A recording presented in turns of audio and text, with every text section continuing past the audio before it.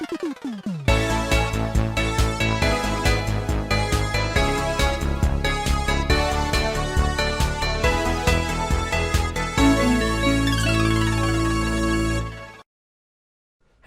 how you doing? This is a podcast where we talk about games and movies and TV.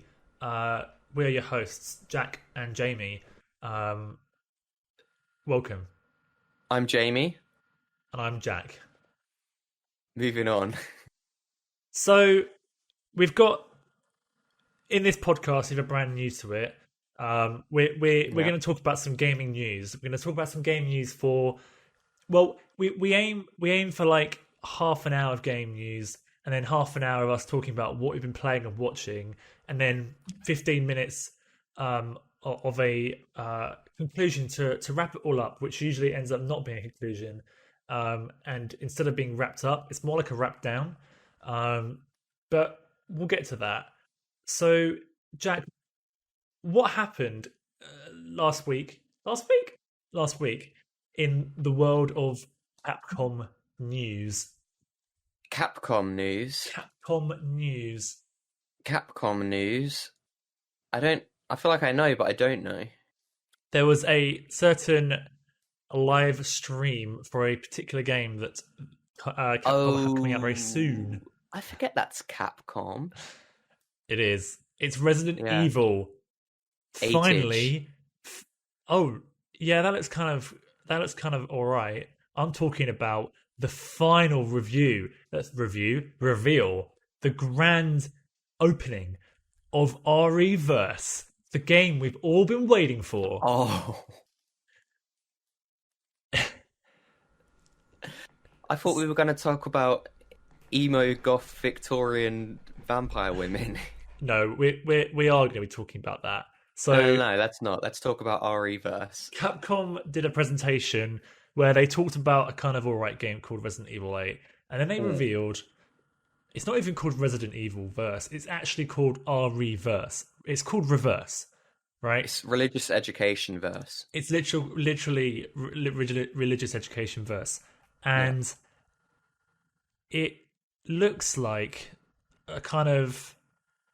It looks like a Switch game, to put it kindly. Also, you could say it looks awful. Graphically speaking, kindly.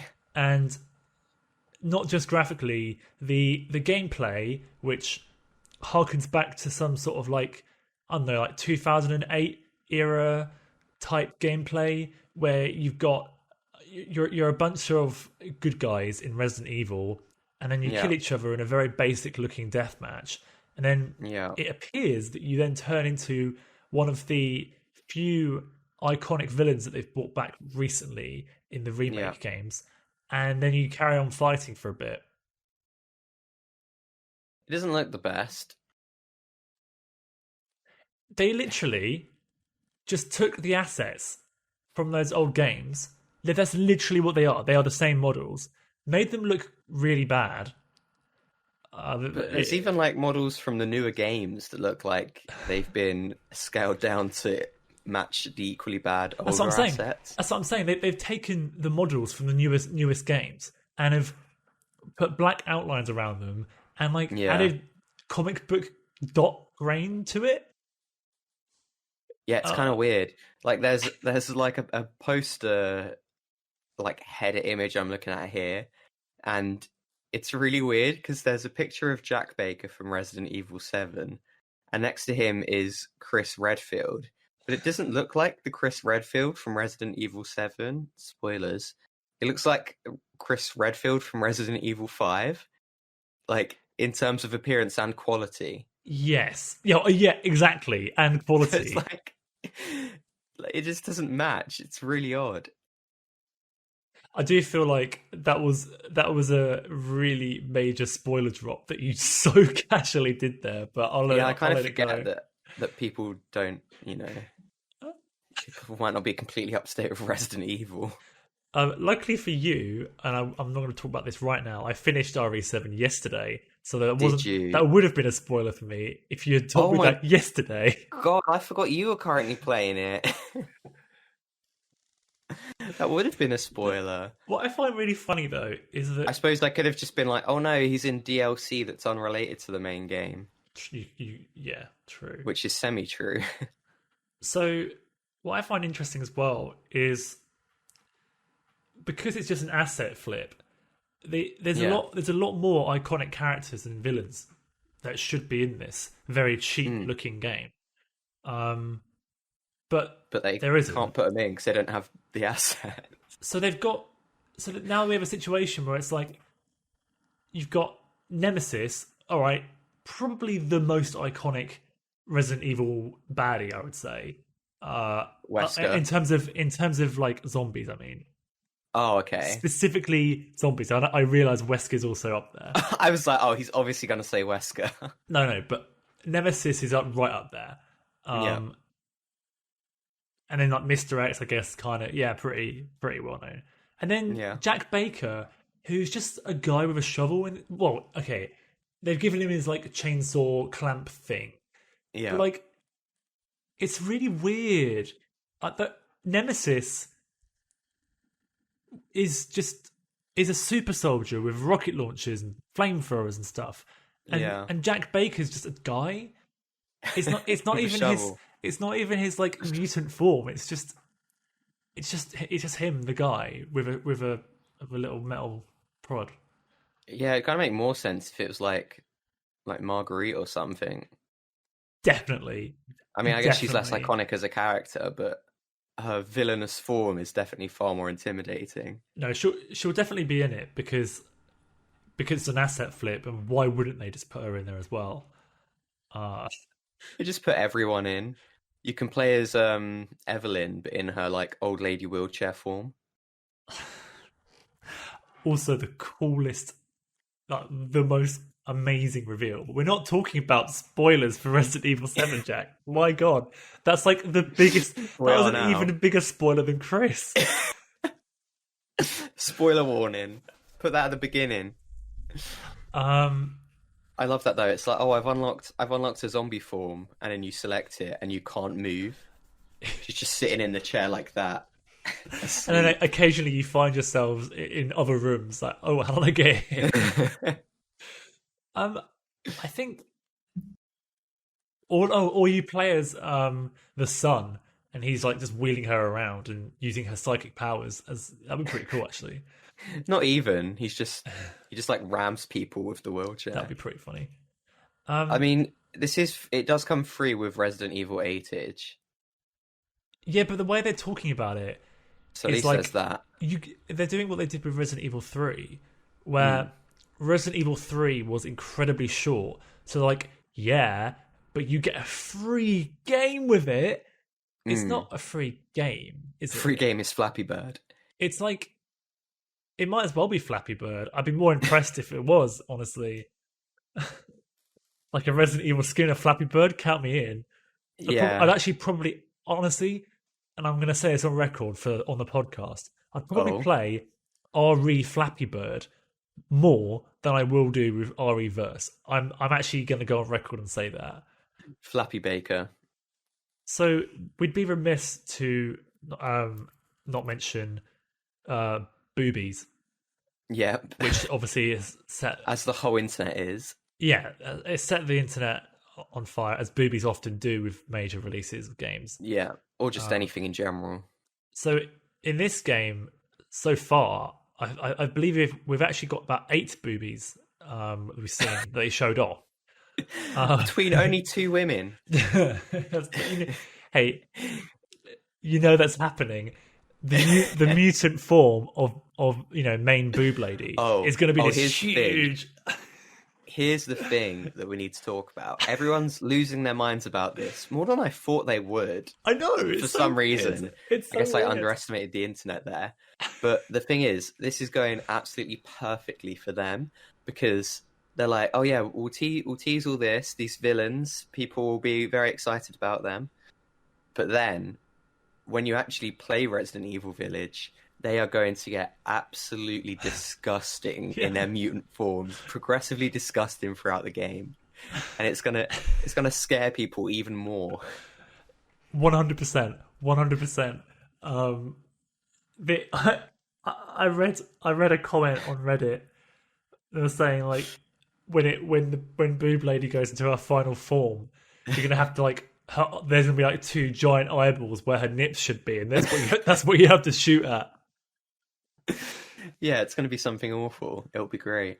It does actually kind of shock me though, because whereas I sometimes I get it when people are like, oh, look at this attractive person, almost always a woman, because Men are more disgusting. yeah, and but I'm sorry, but I don't get it. Like, why are people are like embarrassing themselves here? Why are people going so crazy? It's not even like it's just like a woman. Like, what's the deal? No, it is funny because like I kind of get that as well. Like, so many games go far weirder with it, especially Yeah, like I don't know, some like JRPG or something. yeah, totally. It's because she's 9 foot tall. Is that I've seen that written. I've seen that like written down. I have no idea how tall she is. I I really thought it hope was a she meme, is. but I'm pretty sure she is actually 9 foot tall. Have you seen the demo? Yeah, I have, yeah. Yeah, at the end she burst through the door, and she is like 9 foot tall. So yeah, there's a demo that came out just for PlayStation Yeah, 5, which is a bit weird. Uh, yeah, that is actually. what do you think of the gameplay of Resident Evil 8? As a franchise, or No, no, specifically no, in no. this demo? 8 in this demo, yeah. I mean, I guess it's kind of the same as most of the franchise. Yeah, I mean, it looks the same as Resident Evil 7, which I'm not complaining about. There's not really much more you can do with it. I mean, if you give the player too much, too many things they can do, then it's automatically less scary. You need to have like a bit of a lack of control. It's kind of like a glorified point and click with like some like third person or first person shooter mechanics thrown in. Yeah, I mean, not that's until you actually get the weapons. Before then, it is yeah. no. You're right. You're right. To an extent, that I Hmm. do. There's obviously it's more than that. I would say you could make an argument. Maybe Outlast was a glorified point and click Well, because yeah, and I mean that that's not a criticism. That's just right. you know that's how it needs to be. Obviously in Resident Evil, if you don't manage your inventory properly, Hmm. you could actually you can walk yourself into a corner where you're actually at an unbeatable save state. Yeah, Um, yeah, it does. It looks very similar to Resident Evil 7. There's a yeah. merchant that's confirmed returning from RE4. Yes, that's another thing I was going to mention. Me being someone who's very recently got into the franchise, and my knowledge of past games is from YouTube videos or Google searches. I have no idea who the merchant is. So Everyone's very excited. I don't know. I don't think it's the same merchant from RE4. But I think it's just it just adds another mechanic to the game, which I think is just Fair. nice. It just adds economy management as well as all the other things. So And like it seems like a cool character to be around yeah, as well. yeah, he's huge. Yeah. And he's Uh, just very like, I don't know, upbeat. yeah, yeah. I think I'm really excited for it. I think it just looks Same. like they're. I do think they need to be careful Mm. because I do think Resident Evil 7 was probably their grittiest, and almost certainly their grittiest game they've made. That Yeah. I'm not saying it wasn't obviously realistic in terms of, you know, Story. there's like monsters and stuff, right? Yeah. But it was realistic in terms of the grittiness that you're walking through a house and you know Ethan gets really damaged and get messed up and you're not Yeah. running around shooting tons of things. You have limited ammo and Well, it's like I had to suspend my disbelief at the least. Like, Yes, I yes, could feasibly imagine if there was a weird chemical that existed in real life that turned people into monsters. I could imagine this happening to me. yeah, exactly. Um, but the village looks like it's going in a more campy direction, a la some of previous So Resident Evil games. I'm cool for campy. Yeah, Um, it has to retain the same atmosphere as RE7 though, yeah, because full campiness got them to a bad position in Resident Evil before. yeah, Like Resident Evil 5 and 6 are definitely not highlights of that series, and it's yeah. because I think they everyone would agree. just it's just too much. It's just like too I mean, silly. that And was a mix of the campiness and the campiness affecting the actual gameplay itself. Whereas at least in this one, you're maintaining the, point and click horror yeah, genre. and also I do think it's going to be grounded. I mean, almost certainly going to be grounded in some sort of elaborate secret plot behind the Mm, scenes that you'll yeah, discover. I mean, they'll say, oh, there's vampires and werewolves and all these monsters. There'll be a lab underground. Like yeah. there's going All to the be some sort of monsters, cool thing. yeah, all the monsters are just going to be T-virus mutants. Yeah, Like, um, yeah, yeah. I mean, all Resident Evil games are campy in the extent that there's always a secret underground lab and some stupid government plot or pharmaceutical company plot.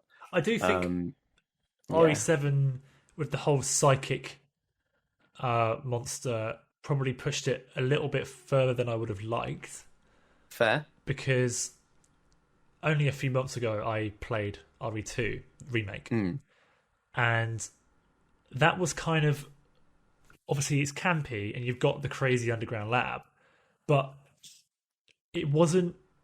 It was kind of believable in that it was the monster is just a really beefed up man, like, and mm, and all the zombies are. You can see how you can kind of trace the logic of a virus got out and they turned into these horrible creatures. It's mm, not completely. They don't have any magic abilities. They're kind of just yeah, zombies. Um, whereas Evelyn in RE7 is clearly, you psychic. know, very much out of the realms of any sort of possibility, really. Hey, look, Jamie, we don't understand science that well. No, See, and it's I haven't interesting got a clue. because even though I do agree that Resident Evil 7 feels more realistic and gritty than Resident Evil 2, but I do find Resident Evil 2 scarier. And I yeah, I think it's the knowledge that Mr. X is always chasing you. I actually I think RE2 is better than RE7 in Mm, quite a lot of ways. Actually, mm, um, it is scarier.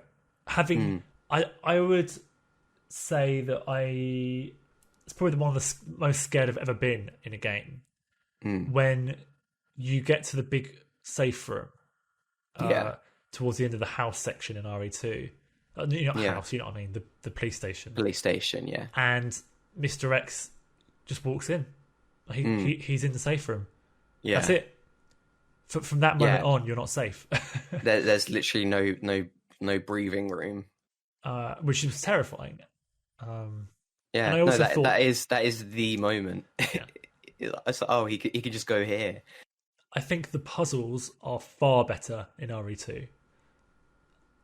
Yeah, It was multi-layered puzzles where you'd pick up an item and you wouldn't use it for quite a long time, yeah, and there's like a whole web of stuff that you have in your head to remember. mm, Whereas in RE7, generally you find an item and the place where you use it is only just round the bend. yeah. They're much shorter,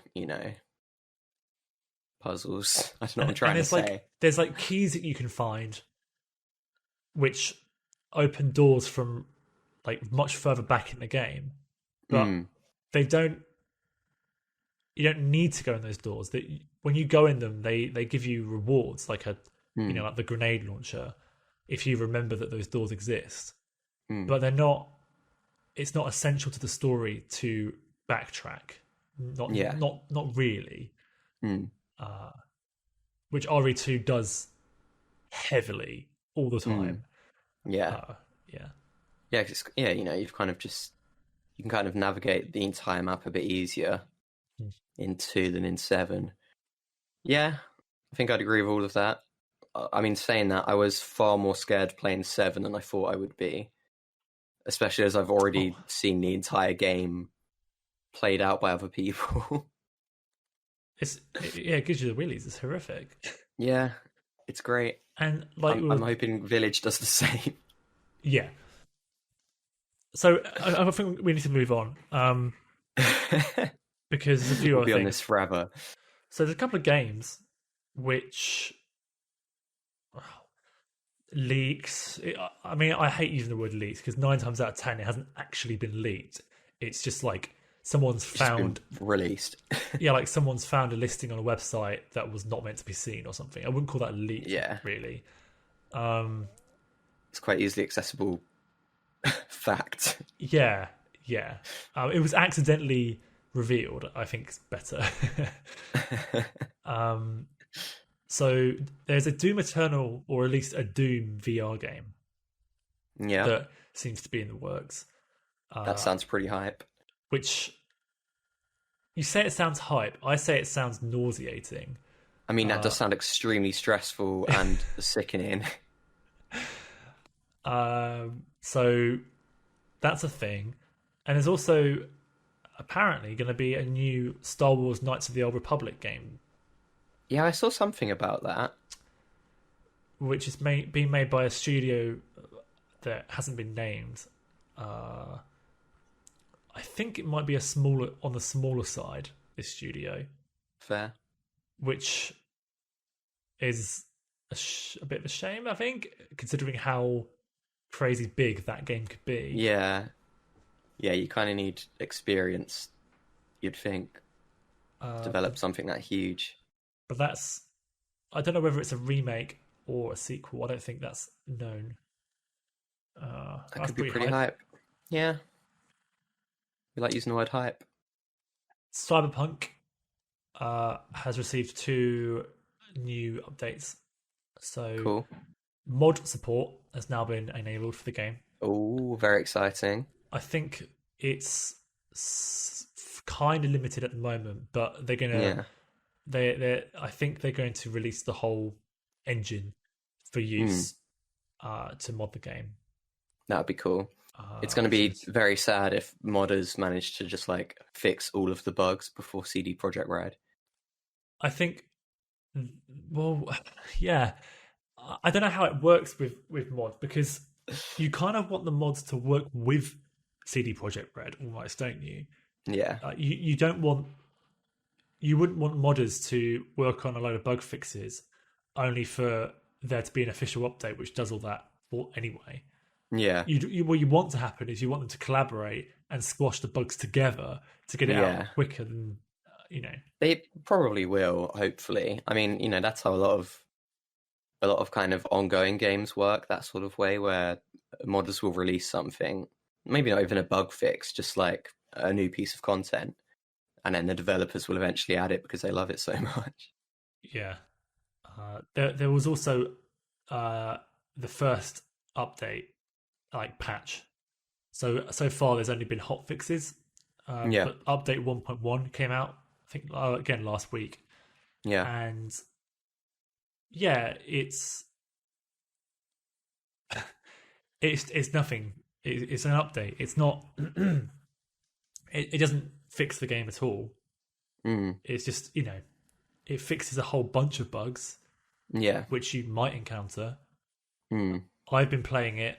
I've been capturing footage for a video, and that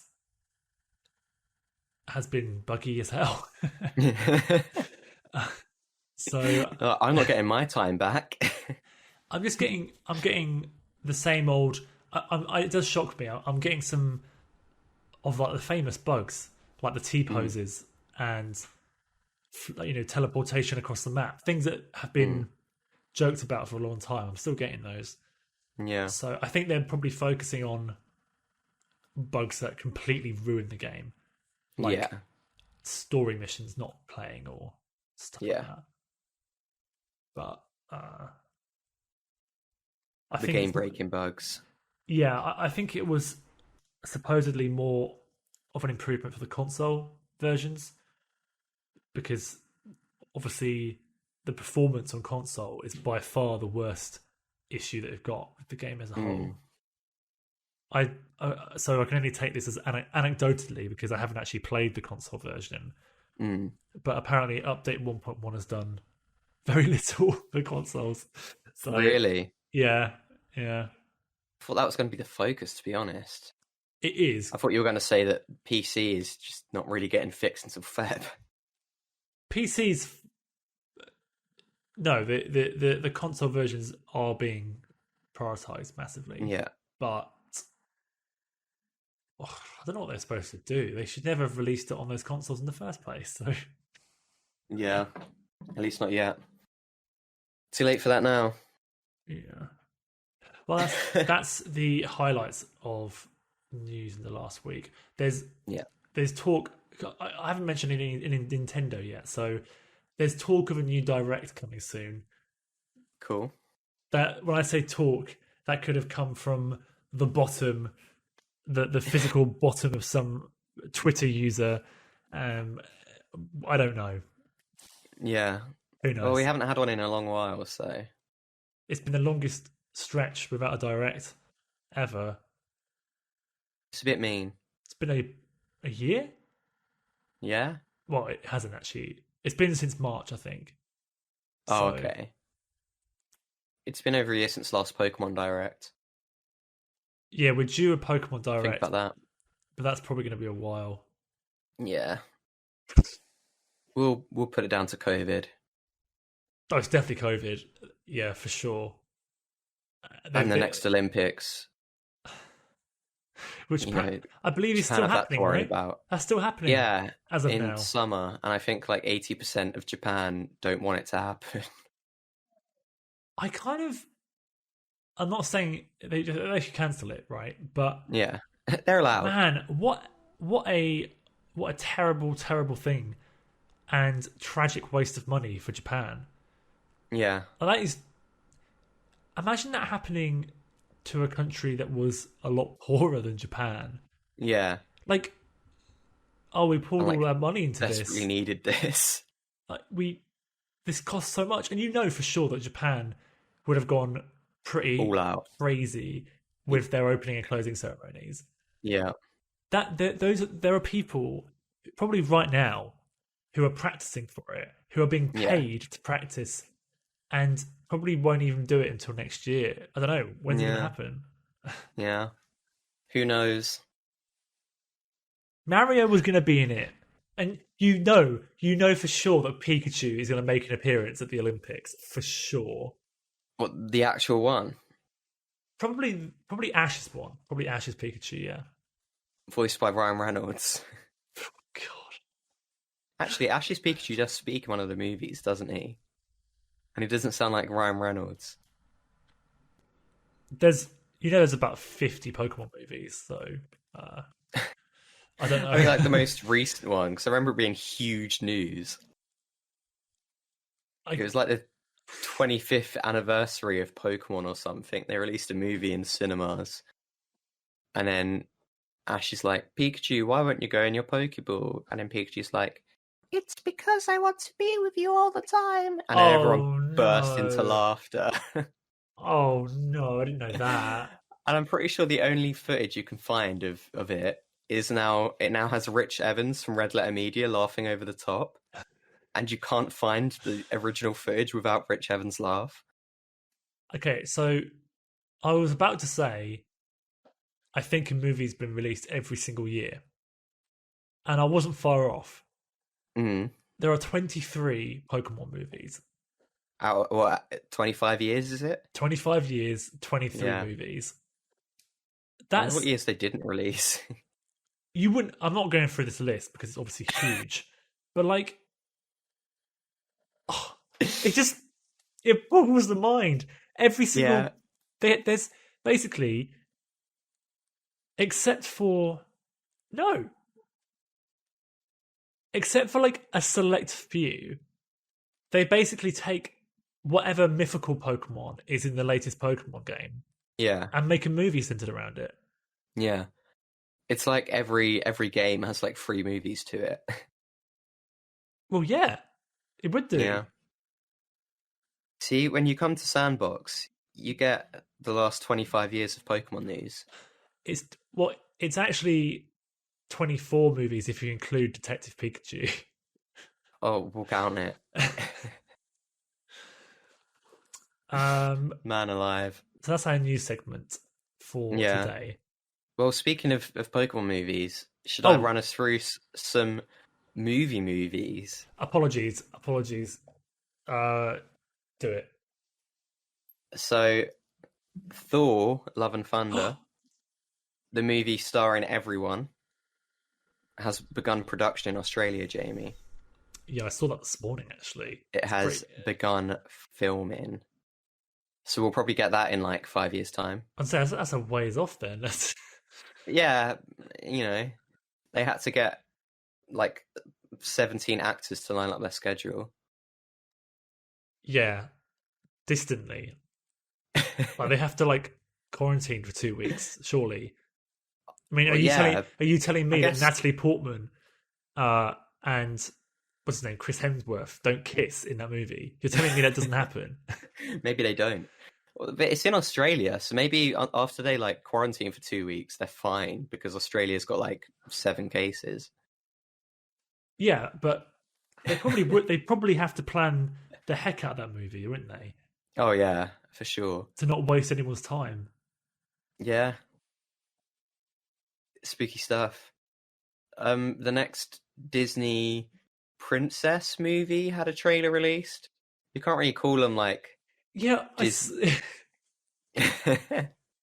it's still like the Disney princess franchise, kind of, with like Frozen and Moana and everything. They're not really princess movies anymore. They're just movies, like fantasy movies starring a strong female character now, because, you know, they're not useless, I'll die if a man doesn't kiss me characters anymore. No.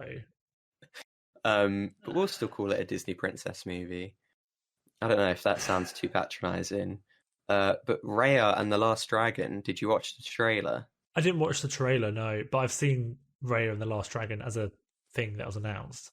Yeah, I mean, I think they announced it at the Disney Expo a few months ago or something. It looks cool though. It looks like Mulan meets How to Train Your Dragon, starring Awkwafina. I don't know. There's moments where you get this in all Disney films now where it's like, I don't know if this comedy is funny or if it's just awkward. But we'll see. The animation looks pretty good. They're kind of getting just better and better with the animation. I feel like soon they're going to reach a point where it's just in the uncanny valley and it looks awful. But I think for now it still looks pretty good.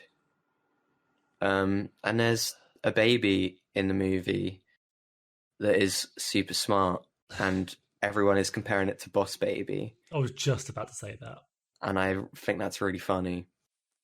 So we'll see how that one ends up. It looks like it could be good. It looks like it could be bad. I have a flawed perspective, so, you know, listeners, just discount what I'm going to say, really. But yeah, from my viewpoint, I always see these Disney princess movies as kind of like not great quality, like kind of, but they become very popular. Like Frozen was undoubtedly stupidly popular, but yeah, it doesn't strike me as like being a great movie. Am I off base by saying that? I mean, I don't know. Maybe not. I do think Frozen is a very good movie. I do also think, though, that Let It Go is the worst song in that movie. And I hate that that's the one everyone clung to. I don't.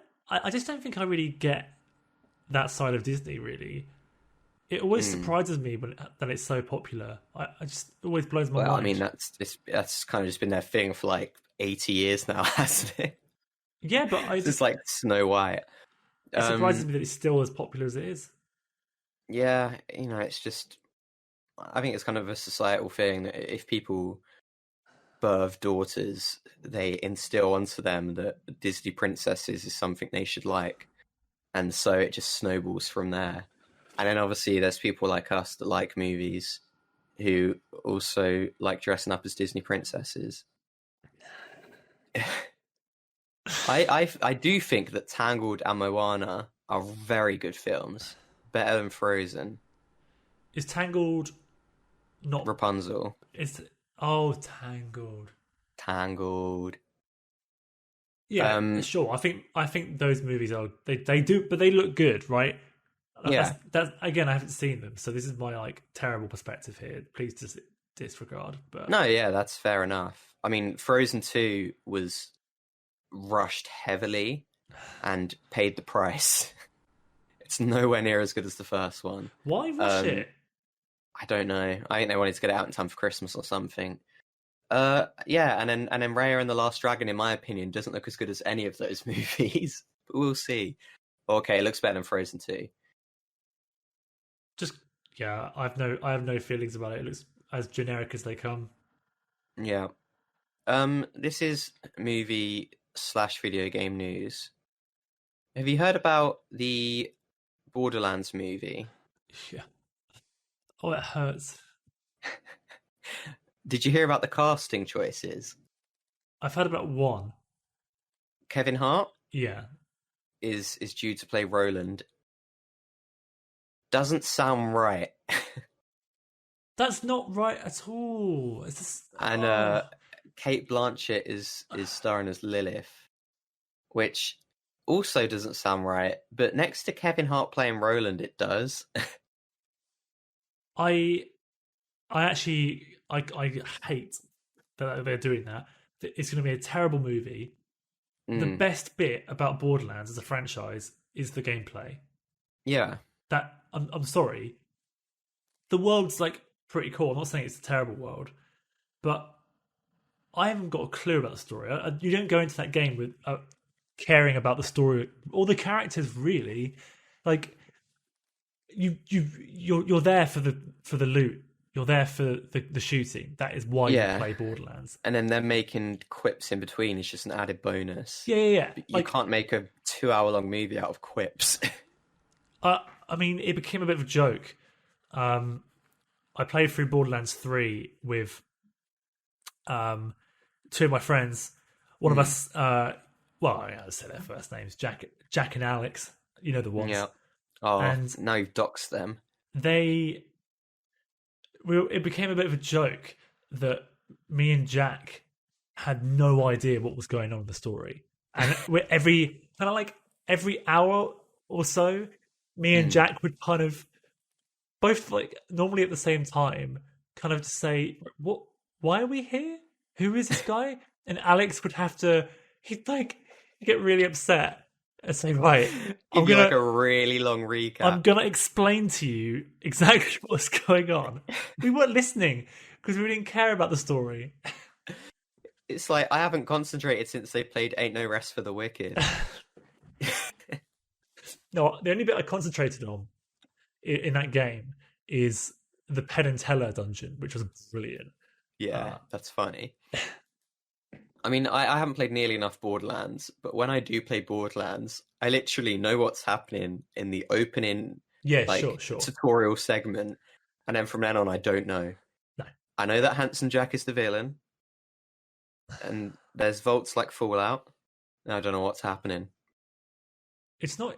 I mean... It's nothing. The vaults aren't very similar to Fallout at all. No, but the word vault makes an appearance. The word vault. Oh, I see. Yeah. That's my level. Yeah, I mean, I think we've said this before about just video games getting TV shows and movies. I mean, PlayStation announced like 30 new TV shows and movies based on their games are getting made. But like a good example is Uncharted. I really love Uncharted, the whole franchise. It's some of my favorite games, but I don't think it needs a movie, because when you make Uncharted a movie, it kind of becomes generic action adventure treasure hunter movie, like Indiana Jones ripoff or something. But the reason that that's fine when it's a game is because, you know, it's a little bit different in a game to have. Obviously, it's not different to have action adventure treasure hunty stuff, because that's Tomb Raider, but to have that coupled with a very serious, grounded, emotional story with amazing characters, that's just a bonus on top of the very fun gameplay and adventure and exploration. But in a movie, it's like, well, having good characters and good story is the bare minimum of what you need. Yeah. I So feel it like just there was a time when if a video game got a movie, it was like, oh, like the proper art form, movies, was now, it made that it was making video games a little bit more valid. Like, yeah, oh, like legitimizing. yeah, exactly, yeah, legitimizing. Like, oh, Uncharted's getting a movie, therefore this is a proper franchise. Yeah, Now, games are so big that yeah, in my opinion, you make a movie for a game that delegitimizes movies as a medium. Like that's yeah, you are not only it's not you're not only downgrading this art form. This you created Uncharted. It's fantastic, and you're downgrading the Uncharted experience by making it into a movie. I feel like not only that, but also games are so popular that everyone already knows that now. It's not like, I don't know. It's not the same. It's not the same. yeah. You can't get away with crappy movie games anymore. Game movies. Yeah, you've anymore. actually just kind of made me think of something that I never really thought of. But before, I would think, I would think this elevates the game franchise. Yeah. But now it feels like it feels like the movie industry is like struggling and like grasping at straws. Like, "Oh, we need to make money. This is popular. Let's use that." It feels kind of like the movie is using the game rather than the other way around now, We're which is definitely quite interesting. It definitely feels like that, and I do think we're getting more and more as games go on. It's going to get to a point where games can do what movies do best. Mm, It hasn't got to that, I don't think, but one day it will be kind of like, man, this movie was good, but I wish I could shoot some baddies up. yeah. I wish I could interact. Yeah, and have a more active experience. Which Obviously, that's not hopefully, always what you want, but hopefully though that will push movies to go for their strengths, and have definitely. less dumb action games. Movies. Yeah, Dumb action games work. Dumb action movies don't work. yeah, because dumb action games is fun for the user because they're actually doing something. But in a dumb action movie, you're just passively watching it, Yeah, uncaring. Yeah, yeah. I mean, I agree completely. There's the thing is, if it's a good movie, then I would be excited. Like, if they release any movie, regardless of what genre it is, what it's about, anything, if it's just very well made, then obviously nothing else matters. But a lot of the times they use the franchise and think because it's got this name behind it, they don't need to worry about making it good. And I'm already worried because I don't see Tom Holland being a good Nathan Drake, even a good young Nathan Drake. And I certainly don't see Mark Wahlberg being a good Victor Sullivan. And it feels like they don't know enough about the franchise. it's gonna be That worries me. It's gonna be like the Tomb Raider movie, the last one that came out. It's just gonna wash over. Like, it's gonna come out. We're not gonna watch it, and we're gonna move on with our lives and forget about it. Yeah, I mean, there's still the Last of Us TV series that's being created, and again, I would say doesn't need to be made. Just play the games. However, this has good people behind it, so I'm more excited for it than I am for the Uncharted movie I can because see it a Last of looks very Us. mediocre. I can see a Last of Us series working more and Mm, working well, but then mm. I would rather it was a new IP rather than Last of Us. You know, Yeah, like you just make just it kind of make want it a new cool. Yeah, zombie show. I mean, I guess it does obviously have its advantages. It will potentially draw more people into the franchise that might not know about it. I mean, in terms of the gaming world, that's probably not many people, but I don't. and there's things like the creators of Last of the game are involved in the TV show, and they're putting stuff in that didn't make it to the game, like story elements and stuff. Stuff like that is cool, but like you say, it could just be a different IP. Could just I be DLC for the game. generally speaking, I find uh, IP that was born and bred in a particular art form to be more appealing than an adaptation. Mm, Um, I would say the only exception, really, I feel like books to books to games and usually books to movies are mm, fine. I think mm. that's a bit different. But when you I think have because the mediums are so different. yeah, but when you have movies becoming games and games becoming movies, you run Mm, into problems quite often. yeah. Uh, yeah, So that's Borderlands. I mean, video games are a bigger industry now than movies, and they have huge actors in, like, you know, Kevin Spacey back when he was essentially in his prime was yeah, in Call of Duty, yeah. and I mean, so I can't think of a single actor, even though there's so many. Like the Keanu entire cast of Reeves. Death Stranding, Keanu Reeves in Cyberpunk. Like these people are big actors who are still making big movies, and they're in video games, and that's increasingly happening. And you hear more and more actors saying that, "Oh yeah, I'm definitely going to be in video games. It's a great industry now." Blah blah blah. Yeah, So that's that. Final news, something I know you know about. The Godzilla vs. Kong trailer dropped. What did you think, Jamie? I assume you watched it. I have watched it. Yeah. Yeah. Uh, I have a weird thing here. I watched Pacific Rim in cinema, and I actually really enjoyed it. I liked watching giant robots fight giant kaiju monsters, and it was a lot of fun. But for some reason, when I watched the Godzilla vs. Kong trailer, it feels like they're so huge that I'm completely disconnected from anything that's happening. they are very big, aren't they? Yeah. Oh, they are big monsters. Like Kong is huge. Kong is really huge. Kong looks weird. Like Godzilla, I don't know, you're kind of used to seeing lizards that big. But Kong looks weird because he's an ape and he's so big. I feel like they should have scaled Godzilla down a little bit so that they They didn't have to couldn't scale though, Kong up so because much. it's following on. It's the third movie in this franchise now, Yeah. and like Fourth, fourth. you got Godzilla, Kong Skull Island, Godzilla King of the Oh, Monsters, hang which on. I haven't seen yet. I didn't realize that Kong Skull Island was part of that franchise. I Yeah, thought it yeah, was that's when completely they introduced separate. this Kong. And it looks weird then because they're on like, it's like a Vietnam type thing. And they're on this island, and it's kind of a barren island, and then there's just this huge ape with like no, it's I not like know.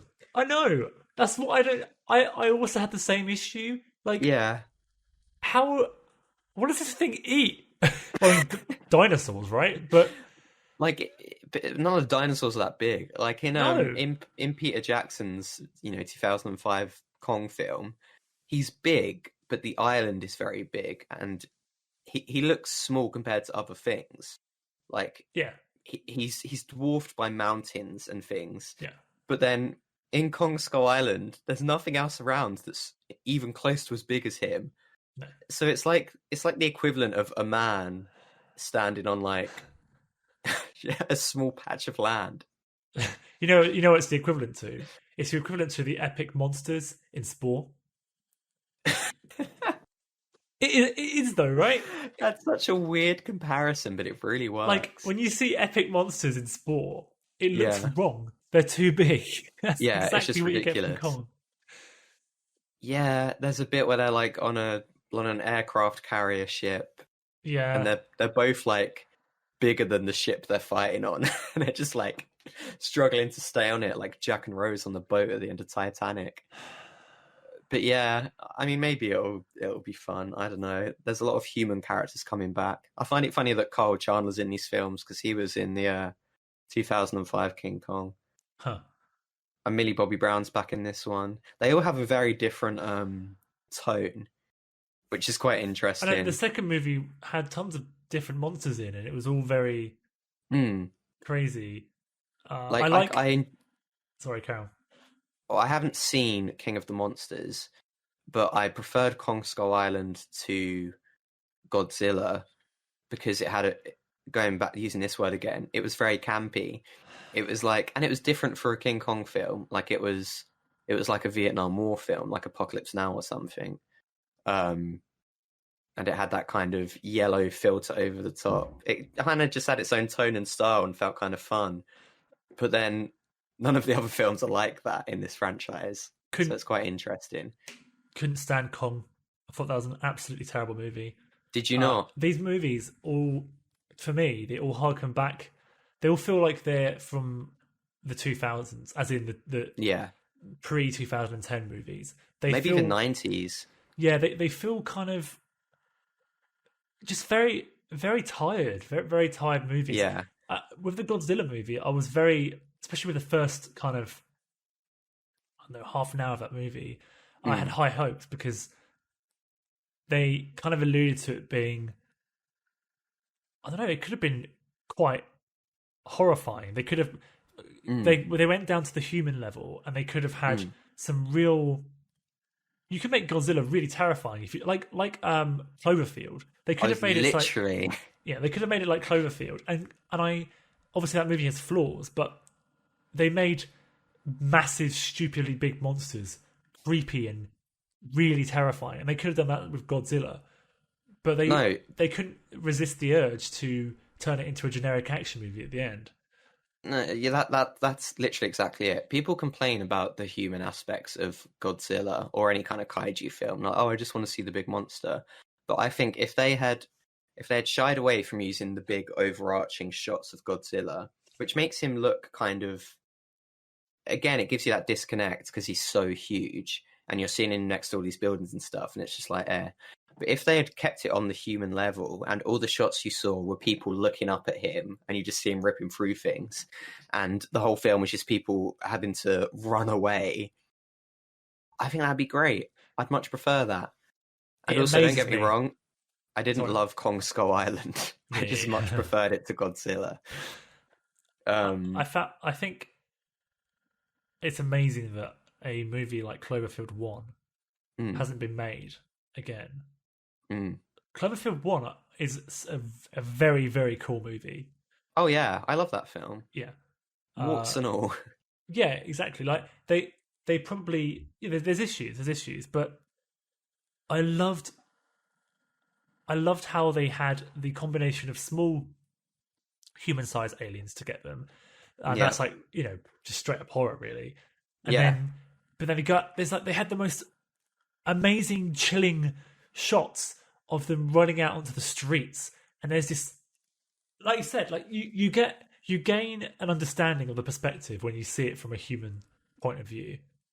When they're looking up and you just see him in the distance, like destroying a Yeah, building, and like a helicopter just crashes next to them, and they're screaming, and there's things exploding everywhere. It's so good. way cooler. Yeah, Those shots are really cool. And yeah, having like, oh yeah, he has fleas, and they're like human sized and kill people. Like that's a yeah, great idea. yeah.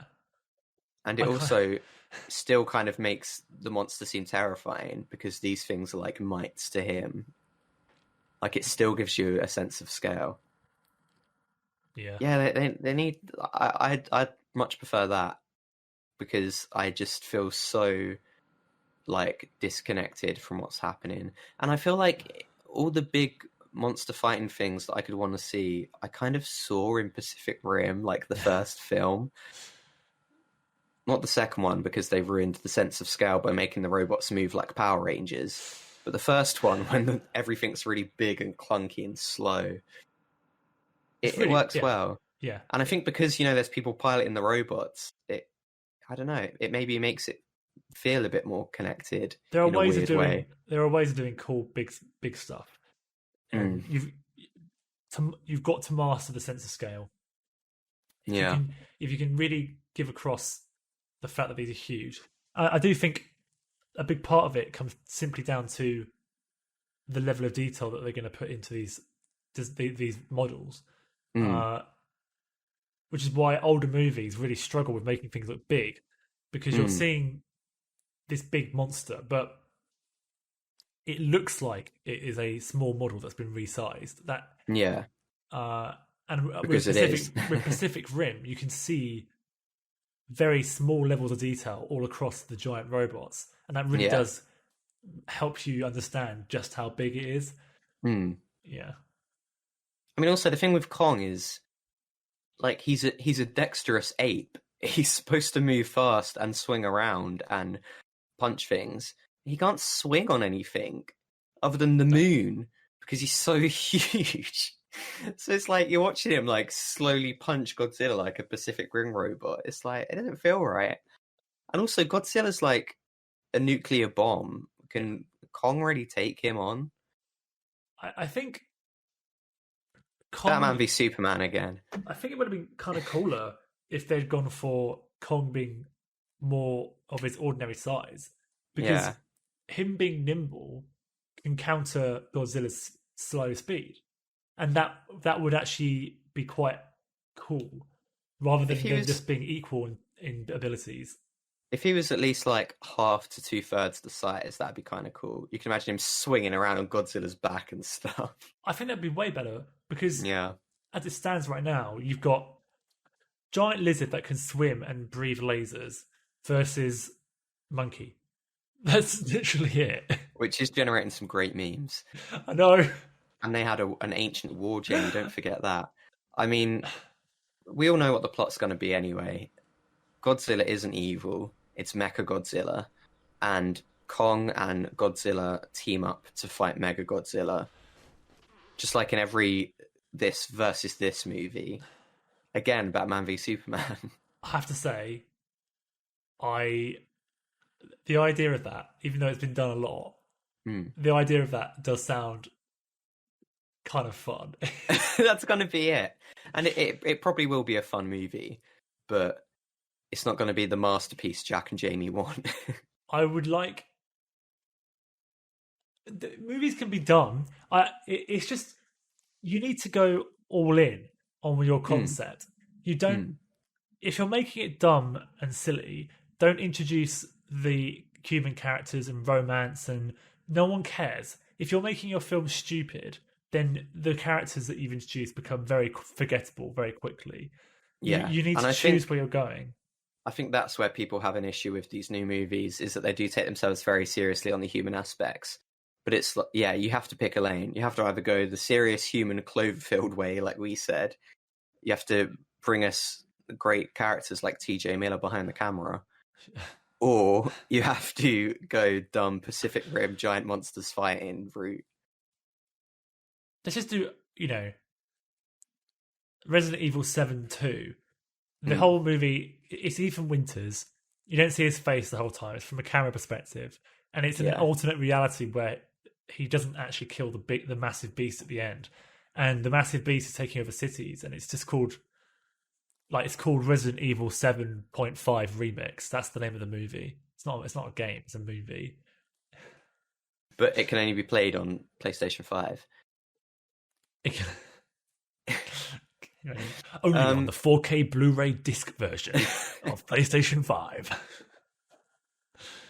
That's some hardcore but it is DRM. A movie. Yeah. But it is a movie. That's like part of the title of it. I have one final thing to say about Godzilla vs. Kong. Yeah, go on. You know Mothra, the giant Godzilla monster? Have you seen the many, many memes saying that there's going to be a point in the movie where Kong has his foot on Godzilla's neck, and then Godzilla says, "Save Mothra," and then Kong says, "Why did you say that name?" I haven't seen that. That's brilliant. I'm desperate for that to happen. One quick thing I will mention because I just saw it. Dane DeHaan has confirmed that his Green Goblin will never be returning to the Spider-Man franchise. Oh. Okay. So I guess that's the one we can tick off.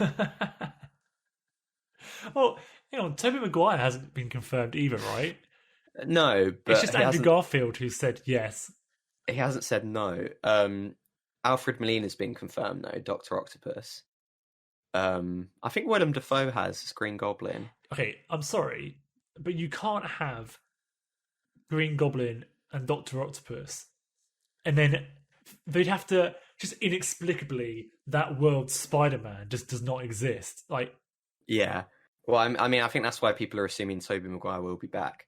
No, but you could say, oh, they're from a dimension where these two villains match Andrew Garfield's Spider-Man. God. Infinite universes, Jamie. You could do anything you want. And that's news. I want to talk to you. Actually, a very quick thing I want to mention. Go for it. Before we talk about what I think should be our final topic of the podcast. Go for it. But I want to very quickly mention something briefly. I'm playing a game called Desperados 3. Yes, you said about this. It's a top-down cowboy stealth game. Yeah. It's really, really good. Check it out. It's on Games Pass. If you've got Games Pass, people. It's just a classic kind of old school stealth game with lots of different characters that you can play as, with different abilities, and it's very hard, very, very, very hard. Is it like Dark Souls? The game gives you the game gives you a reminder every minute to save the game. Mm. Every minute it says right on the screen. Right on the screen it says your last save was 1 minute ago. Jeez. So that's probably harder than I thought it was. You die all the time, and the game gives you difficulty options where there's like a ridiculous hard mode called Desperados mode where it's if you're shot you're dead instantly. Well, that happens in normal mode anyway. Like, you have a health bar, but if you're spotted by someone, you're there's no way out. Like, you restart. There's no way out of it. You're gonna get killed for sure. Man, just slower than if you were to play on the harder mode. That sounds like the Dark Souls of video games. Yes. So well, there you go. This episode is sponsored by Desperado. The final thing that I want to discuss with you, and I know you want to discuss with me, is WandaVision. Maybe. WandaVision. Yeah, I'm all caught up. By which I mean I watched the episode like the day after it released. This is episode 3. Episode 3 of WandaVision. Click away now if you don't want spoilers. Yes. I absolutely love this show continually. I think it's great. I love the advancing through the decades of television theme. Yep. I hope it kind of slows down. Like, I hope we have a couple episodes 70s, couple episodes 80s, couple episodes 90s. I think that is what they're going to go for. Is it not happening? I don't think it's going to happen. I don't want it to go too fast. I want it to be a real slow burn. No, this is not going to be a long series. This is going to be a very short series for sure. I mean, it's already kind of burning a little bit speedily. We got some pretty hefty reveals last episode. My personal opinion is that I don't know about should have, but maybe could have. It could have been a movie. And I think they didn't do that because of lockdown Mm. and potentially, and the I think fact it that was announced far it's before very lockdown, in weird. fairness. Yeah, I think it was. Yeah, and the fact that it's very weird, Mm. and that might be something that would be off-putting for normal Marvel audiences in the cinema. A bit of a risk. Well, I've seen very, very good reviews for this show online, but I keep seeing people talking about a lot of people hating it, but I don't know who those people are. I don't know if it's just like children who were Yeah. watching this thinking it would be a Marvel explosion thing, and then it's just this, which is quite funny to me. It's quite interesting that this is the first MCU film they've released to Disney Plus in kind of the new era of MCU TV show in the new era of MCU TV shows, unrelated to the Netflix ones. You would have thought they would start with something a bit safe, like Falcon and the Winter Soldier. Oh, but that'd be so unappealing. They set the tone, hopefully, of what's to come. With this is the Marvel that you love at the same budget, but a bit weird, a little bit different.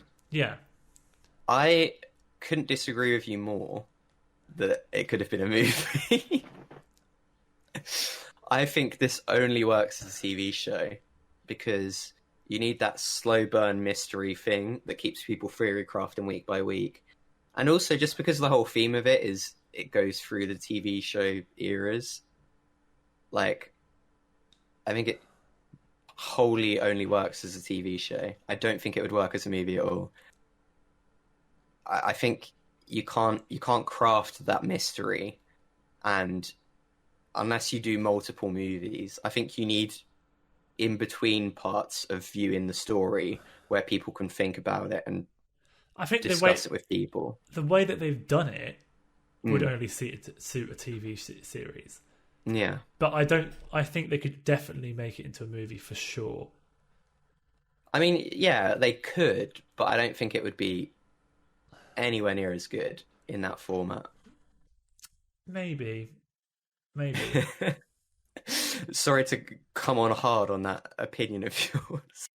No. I appreciate what you're saying, and I'm not saying I like the TV show, and I'm not saying it's bad because of it or anything. I don't think it's bad. Yeah.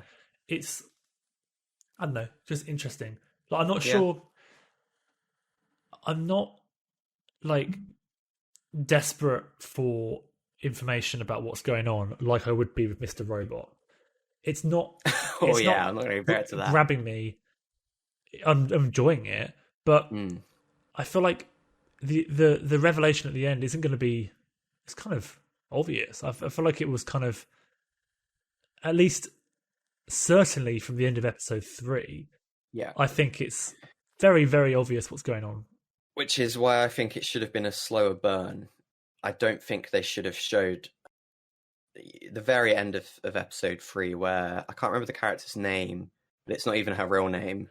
But the black lady, who I'm pretty sure is the child from Captain Marvel,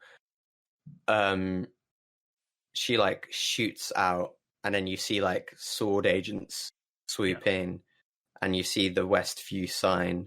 Now, so it's clearly like she's like taken a village hostage in her weird reality. Yes. And sort of trying to get in or something. We still don't really know, but it's kind of narrowed down.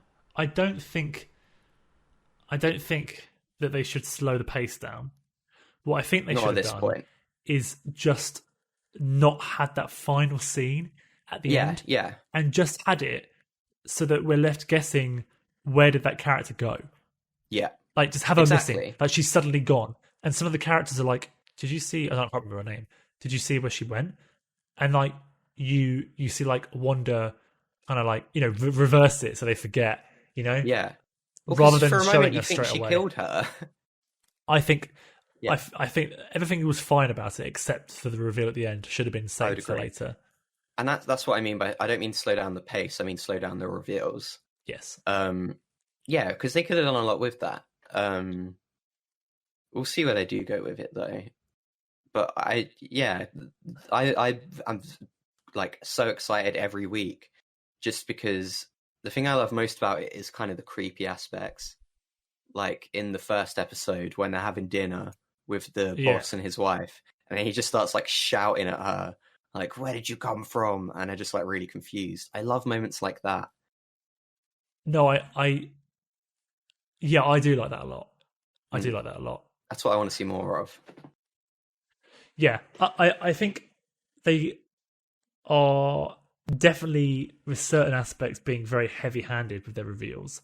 Yeah, Like the adverts with Hydra and the sword logo. It's like, all right, okay, we get it. Oh, I like those though. No, I like I like so the adverts. No, I love the adverts, but it's like I'm surprised they just. Well, how obvious they're making it. It was very obvious. Yeah, it's like, oh, it says Hydra. Like everyone knows Hydra now by this point. First two were much more subtle than the third one. The sword logo is fine because we haven't seen that as part of the MCU yet. But the Hydra logo, I don't know how I felt about that. It's kind not of even like, so much the logo; it's the fact that they said Hydra.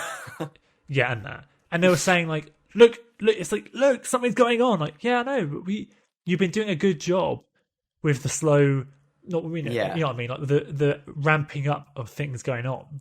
Yeah, like the weird bee man or insect man that comes out of the drain. Yeah, the beekeeper guy. That was awesome. That was really creepy. I loved that. And then Wanda just says no, and then reverses time. So But she knows what's up. But when Wanda reverses stuff, I think it's really creepy and very cool. Yeah, especially in the third episode, it was good because there was like a weird jump, like a weird glitch in the episode when she did it. Yes. Like in the first two, she just kind of like snapped her fingers and went back, and it was like, okay, she's reversed it. But in the third one, it did like a weird. I don't know how to describe it. I think it's actually really disappointing that they showed the ending that they did, actually, because now the more I think about it, now I'm so sure that I know how it's going to end. Yeah, and if I'm wrong, there's no way that I'll be that far off. Like they've shown so much that it's kind of obvious, roughly what's going on. Especially like you were saying last week about watching the trailer and kind of getting a good idea as well. Yeah. The only mystery... I feel like my theories are far narrowed down now. The only mystery that I've got is it seems like Wanda... My theory is that Wanda, to deal with the grief of losing Vision, has made this alternate world in this village to have the happy life that she wanted to have with him, which seems fairly... The only contradiction to that is that over the radio, someone shouts at her, "Who's doing this to you, Wanda?" Yeah, that's true. It's weird because she seems very in control. Maybe someone's, I don't know, kind of induced her into this, state where she can't deal with the loss of vision or something. I don't know. Yeah, it's very interesting stuff. I absolutely love Catherine Hahn's character. Catherine Hahn. Yeah. She's clearly going to be a sword agent who has infiltrated and is trying to like gain the trust, but she knows far more than she's letting on. I think that's really cool. I think she's really good in that role. I think she's brilliant. I love her in everything that she's in. She's potentially my favorite character in this show. She's really good, and she like adds to the creepiness as well. Yeah, great. And I love the like subtle moments, like the doctor's there to talk about her pregnancy, and he says like, "Oh, we describe it using fruits to make it easier for the women." And they like Wanda and Vision look at each other like they're like, "What the hell? That's so sexist." But they also have a thing of like, "Oh no, wait, this is the 1960s. That's okay." Like it's like they know it's wrong, but they're trying to maintain the illusion that it's an old TV show, so they can't say anything. It's really cool. I love that, and I love. Yeah, and like they mention Ultron, and it all goes weird. I do. No, I'm really enjoying it. Don't get me wrong. I think it's really great. The mention when she had twins, I said to my mum, wait, I'm pretty sure she's a twin. And then as I said that, she was like, I am a twin. That's and then pretty she talked funny. about Quicksilver. He Yeah. hasn't been mentioned since Ultron. No, but we haven't. This is the first time we've really had a bit of in depth look at Wanda. She's very much a side character for the movies. Really, she's not. She hasn't really got her. Yeah. So, and I think she's the perfect character for this sort of TV show because she's so easy to develop more, Yes. but she hasn't had that chance yet. What's going on with her accent? I think there's like backstory saying that Black Widow like helped her hide her Sokovian accent. I really hope that was actually said explicitly in a movie. I'm not sure. It might be a meme, but I'm gonna say that it's fact. Because by Infinity War, it was very noticeable that she just is American now. Yeah. So when they brought up the whole Sokovian traditions, it kind of reminded me like, oh yeah, she had an accent, not Sokovian accent at all now. What happened to that? I think it's supposed to be something like to hide her identity or something. I don't know. She doesn't do that though, does she? She doesn't have a costume. I'm not sure, but I think there is some reason that she kind of had like speech therapy to just hide her accent. I don't know. I mean, she has the power of the Mind Stone, so maybe she's altered her mind to speak differently. Maybe. I mean, I think it's a good choice to have her just speak in her normal accent and try and do that Sokovian accent for all the movies. Yeah, and I just love all the. I mean, just when Vision is in his robot form, in like old-timey scenes, it's so interesting just to look at. Yeah, it is. And just the campy stuff of them trying to hide their superpowers. It's really good. And I another thing actually, I forget the actor's name, but the Vision, Paul Bettany, when he's Paul Bettany. Yeah. He's really funny. Like when he's hilarious in human form. He is really funny. And again, this isn't a complaint actually, because they kind of over the course of a few movies made Vision more and more human. Yeah, and this is definitely the end point of that. He's a human basically in terms of how he acts. He is. Because when you first see him in Age of Ultron, he is 100% robotic in the way he talks. Yeah, he's compassionate for humanity, but you still get the sense that he's, at the end of the day, unfeeling. Yeah. Whereas this, he's like, he's hilarious, and the whole magic scene is brilliant. So good when he gets the gum stuck in his. Oh yeah, you hadn't seen episode 2 last week, so we didn't actually talk about it properly. No. Yeah, he gets like the gum stuck in his cogs, and that's their clever way of having a scene where Vision is basically drunk, but they don't want to have him drunk because it's for kids.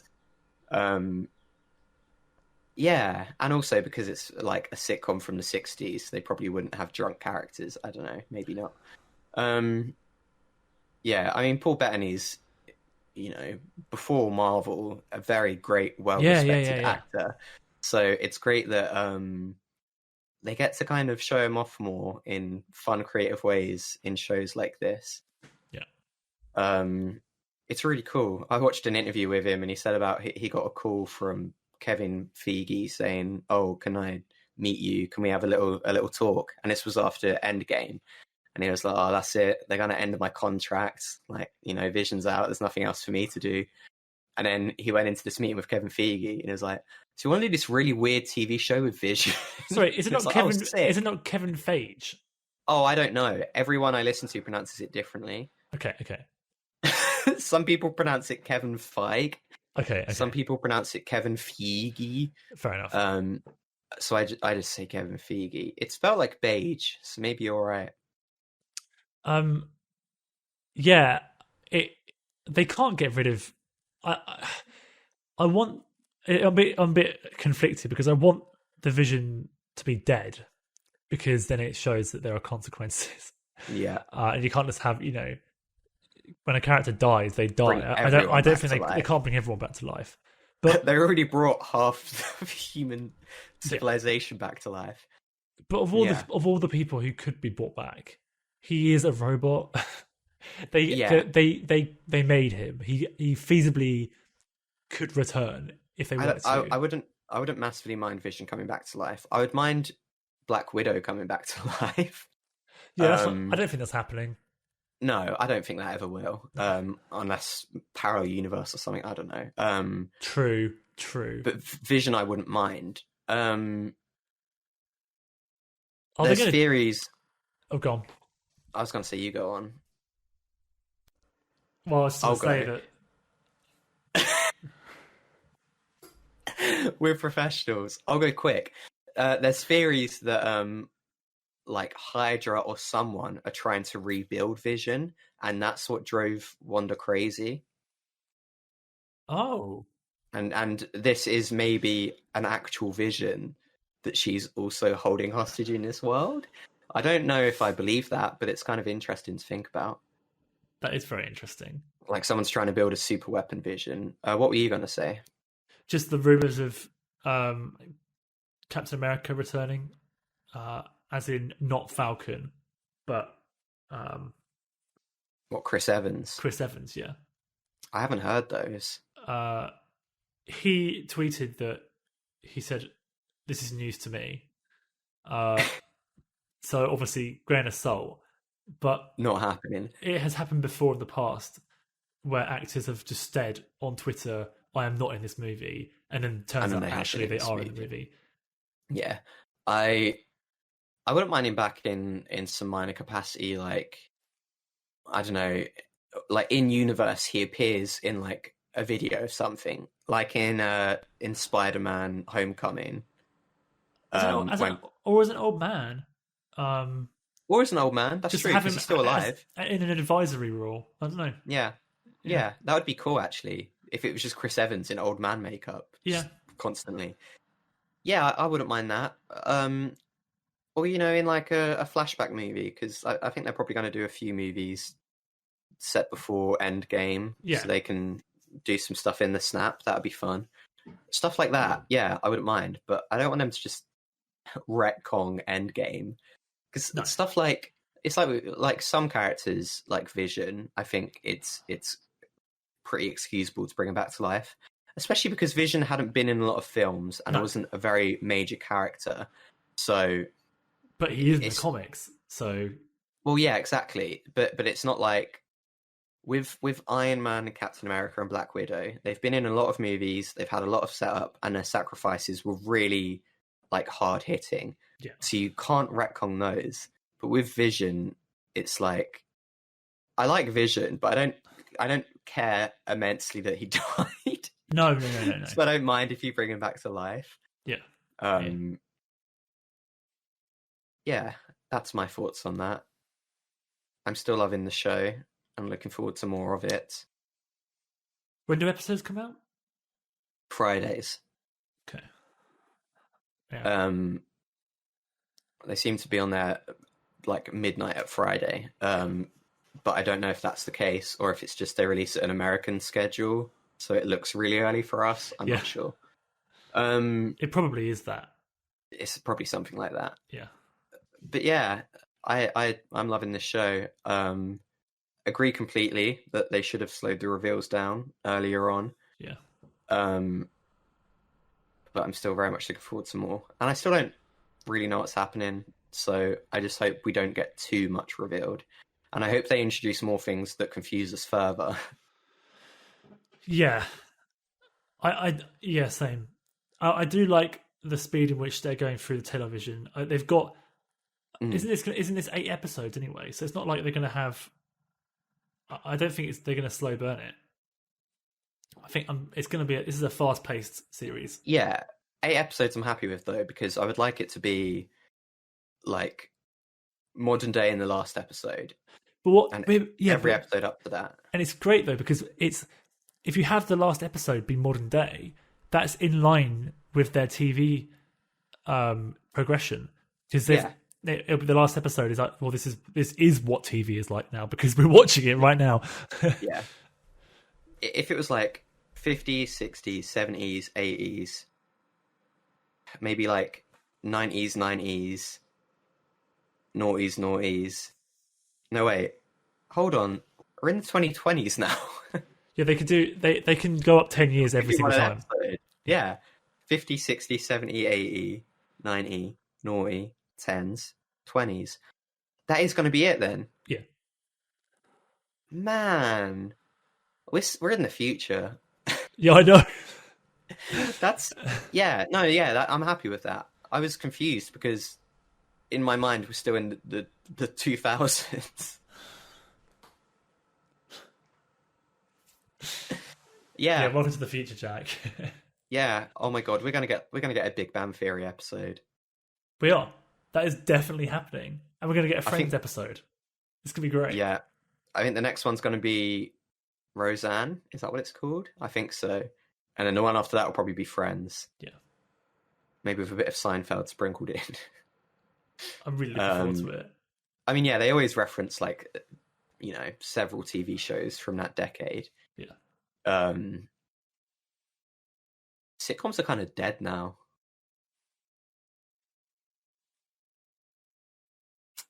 You can't really do one for the 20s. I mean, I know we're only a year into the 20s, and we've been in the apocalypse the entire time. I wouldn't call sitcoms dead. They're just different, aren't they? I just can't think of a Like, what big do you think? sitcom. All right, Modern Family that finished recently, but that's a recent modern sitcom. No, yeah, no, I do. I mean, extremely recently, because Big Bang Theory ended, didn't it? Yeah, I don't know. It might not have, but I'm pretty sure Big Bang Theory, Modern Family. Yeah, Modern Family only ended recently. How I Met Your Mother, I know that's a while ago now. But what's like a big sitcom that's still on? The problem is with these sitcoms is that if there's a current sitcom right now, it might be big in a few years' time when they're on season 3 or 4. Yeah. I feel like the first series of sitcoms aren't necessarily going to be well known because you kind of grow to like the characters, don't you? Yeah. The only sitcom I can think of that's still on is Always Sunny. Oh, can you imagine if they did one of the style of Always Sunny? The 2020 episode is just Always Sunny. It's the only one that's still going. Oh man.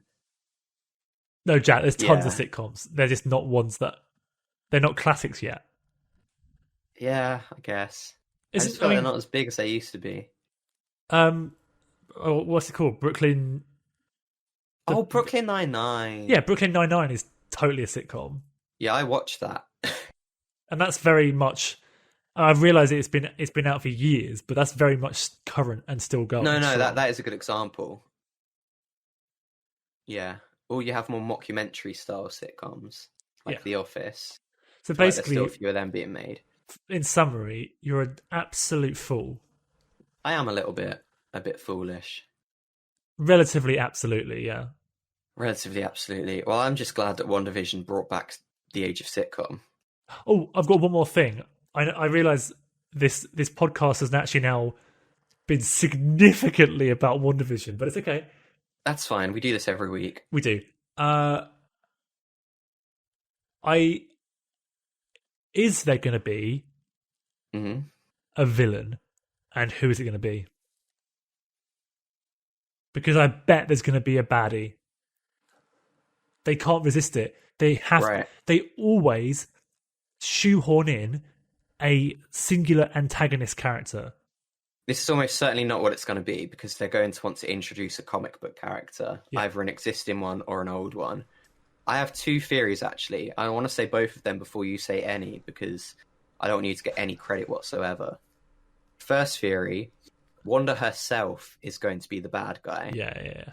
She's going to progressively you kind of see her feeling a bit evil at the end of episode 3, which would be much easier to maintain if they hadn't given us that reveal at the end. It'd be cool if you saw her going increasingly mad and angry. That'd be really good. And she's kind of a villain, and the sword agents are trying to help her / save everyone. Other theory, and you touched on this last week, Jamie. Could Ultron make a return somehow? and I've got something in the back of my mind, some thought that I haven't fully formulated. But when I was talking about the theories about Vision being rebuilt, and you mentioned last week that Ultron could easily still be alive somewhere because he's just data. He could just be uploaded somewhere. I'm pretty sure there's a bit of Ultron in Vision. Yeah, well, I'm pretty sure he's like 2 parts Tony, 2 parts Jarvis, 2 parts Ultron, and 50% Mind Stone with a sprinkle of honey. I'm not sure if he's actually Ultron or not. I thought he was made of a little bit of Ultron, but I might be wrong. But wait, I've got a coherent thought. Maybe some Ultron slaves are trying to rebuild Vision so they can extract Ultron from Vision's brain stem. That's as coherent as I can get with this theory. The Vision is very much dust, and the Mind Stone is not Vision. The Mind Stone exists, but the Mind Stone itself is not Vision. Vision's not dust, is he? Oh no, he's not. He's greyed out. Yeah, Thanos just took the stone out of him and he went grey. Well, so he's intact pretty well. Here's another interesting thing, then. Yeah. I'm pretty sure, now I'm going to have to Google this to back my theory up. I swear Grey Vision is actually its own character. It is a character, and when he went grey, everyone was like, Grey Vision. Yeah. If I type in Grey Vision, it just comes up with people's eyes and stuff. Like, like obviously it would. Yeah, okay. Ooh. Maybe is Grey Vision a baddie? Oh, potentially. Because Grey Vision himself might be a baddie. He looks evil and scary in these pictures I'm looking at. He does. He looks like the Silver Surfer. He does. I was actually thinking that. Oh man, so maybe Vision also. Oh my god, Jamie. It started off black and white. I was literally about to say that. Imagine if that's just the best foreshadowing. He's already Grey Vision. You know. Oh, that would be a really heartbreaking twist villain. Oh, it'd be so cool. That would actually break my heart. That's a cool theory. And maybe Grey Vision is just like Ultron, merged in some sort of way. And maybe Wanda isn't actually evil and doing this because she's grieving, but is actually trying to keep fake Vision under control in an illusion world so that he doesn't go evil. Which would explain why she doesn't want him to know that he's in a trap. And it would also explain the whole scene about him asking the neighbours what's going on and then not telling him because he's actually the one who's being trapped, not Wanda. This is good theory crafting.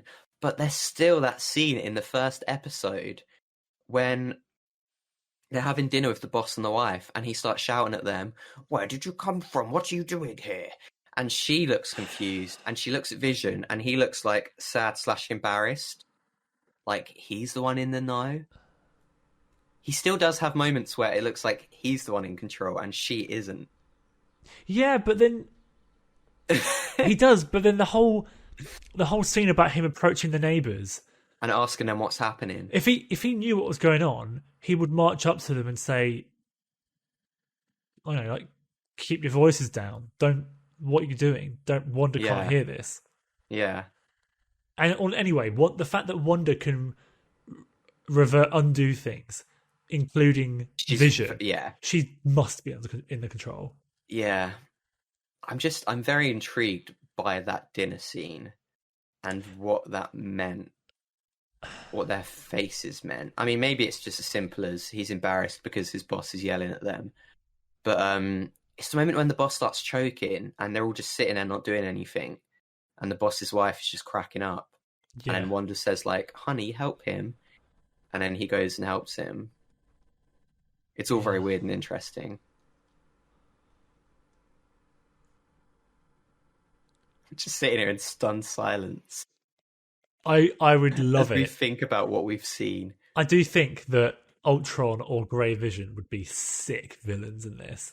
Yeah, or yeah, combine them. So Grey Vision is basically the Ultron part of him has taken over. So he's a bit of both. What you need to do is you still have Paul Bettany play Vision, but James Spader dubs over all of his lines.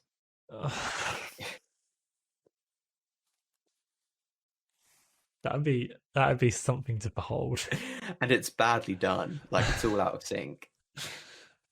Yeah, they really did bankrupt themselves with the live audience in the first couple of episodes, and the rest of the show is really bad. They can afford James Spader, but they can't afford good dubbing. It bankrupt Disney. Like these scenes actually cost way more than they look. Oh man, yeah, oh man, I see. This is why I love an episodic format, because you get to have these theory crafting sessions. You're right. I much prefer it when they release it weekly rather than all at once. Well, oh dear. Oh, we've been talking so long. Jamie's getting all tuckered out. I'll be getting up. I got up early. You did. This To bring you guys more content. concludes Sandbox episode 41. It does. Thank you very much for listening. Thanks for Please, stopping by. now you have to subscribe, and Legally. no, that was not an option. If you thought it was, it's not. Yeah, you have to. Like the video. What that does is it shows us that you liked it.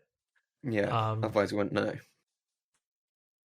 Jack, do you have any final thoughts for us? When Wanda loves Vision, but everything's weird, you have to go downtown.